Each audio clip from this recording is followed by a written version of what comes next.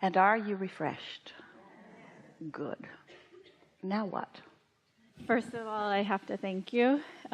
You've completely saved my life and do so on a daily basis, so thank you. So there's a man. Next.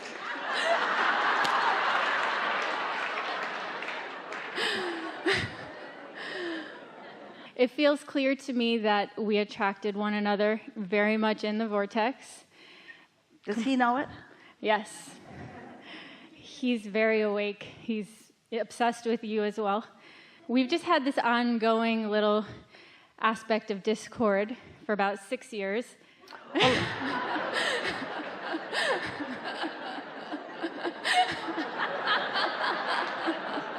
6 years, eh? You've been talking about it that long? Wonder why it hasn't gone away. So, keep updating it. Yes. Let's do it with infinite intelligence. Yes. So I've actually been trying to do that whole satisfied, dissatisfied thing with relationship to this. Is there anything satisfying about him? Very much. Then why are we even talking about that? So, is this on?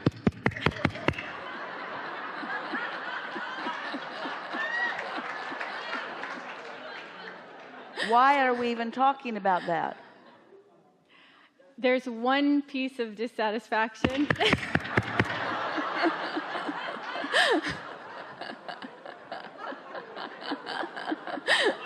I can just leave.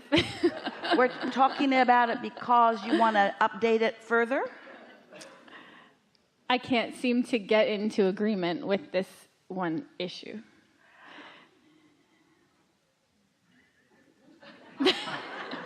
All right, we'll hear you. So he is very certain and very confident that he wants to call other people into his life, and he wants to be free and single. Those are his words. His actions suggest the exact opposite. So I don't know, do I listen to his actions or do I listen to his words? We're going to put your question into some different words, and maybe you can hear our words in a fresher way than you can hear your own, because you kind of feel stuck in that question that you've been asking for 6 years. These are the words that we would describe your question with. Should I take some action to try to prevent something that I don't want from happening? Or should I just personally stay true to my own desire? Even in something as intimate and personal and close up as a relationship with another person, do their intentions or their seeming verbalization of intentions need to be part of my equation? And it seems logical when you live in an action-oriented world and when you are interacting with another person with whom you are trying to find collaboration and cooperation and consideration and co-creation. It seems logical that you need to be on the same page about all the subjects, unless you accept that every person, just like every particle of the universe, has things that are compatible with what you want and things that are not compatible with what you want, and that the best you can do as you move through this plethora of opportunities is to be true to your own intention, in which case your influence for that is strong. Or you can give your attention to this and that and this and that and this and that and lose your connection to what you desire, and then your point of attraction is negatively affected because you're not under the influence of what you really want. You're under the influence to some degree about what you don't want. It's interesting as we watch humans in their relationship experiences, especially this part of relationship that you're talking about. So let's say this one prefers monogamy and this one prefers lots of choices. Whether they take them or not, they want the options to be there. So it seems that there is a difference of what is wanted. Now, there are lots of other things that they are in perfect harmony about, but just these things that they're not.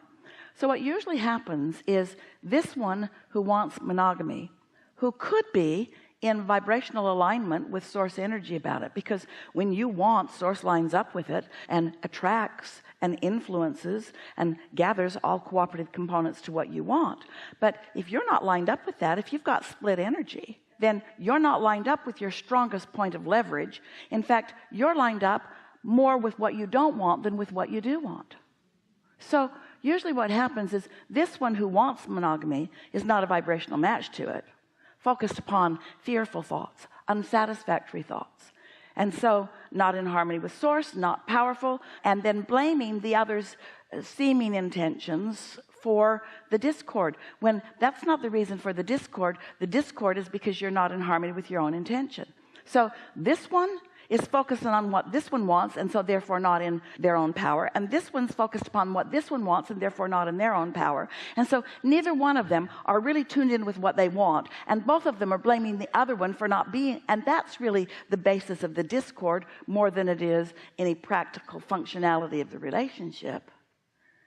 Now, if you could hear that without your mind twisting into a knot as you are trying to think about, well, what would you do if the circumstances were leaning towards something that you did not want? If you heard what we said, then you've really got this satisfaction thing down, and you're going to be able to do a better and better job of controlling your vibration. Because the thing that we so want you to hear, and it's harder on some subjects than other, this is sort of a hard subject to hear this on, but we really want you to hear this. Your dissatisfaction is deviating from your own intentions, not hooking up with somebody else that's deviating from your own intentions, even if it's your sexual partner. It's your deviation from who you are that brings you unhappiness. But most people think, no, it isn't, Abraham. It's my ability to control him. That's what gives me happiness. If I can control him. And we say, maybe for a little while, but someone who's being controlled, or even with someone who thinks they're controlling you, brings such discord in you that that relationship is doomed for failure anyway. Might as well face the fact that everybody is the creator of their own reality. And as you line up with what you really want, one of two things will happen. If you stay consistently in alignment with what you want, in concert with what's in your vortex, one of two things will happen, and only one of two things will happen. Either he will join you in that intention, or another will.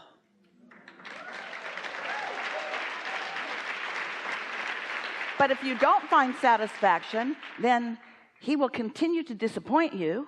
And so will the next, and the next, and the next, and the next, and the next, and the next, because the only control you're talking about is your satisfaction factor. Helpful? Very helpful. Very, very, very helpful. So just for total clarification, do I do that by continuing to focus on the satisfaction, or do I forcibly focus on my end result, vibrational end result, and cut it?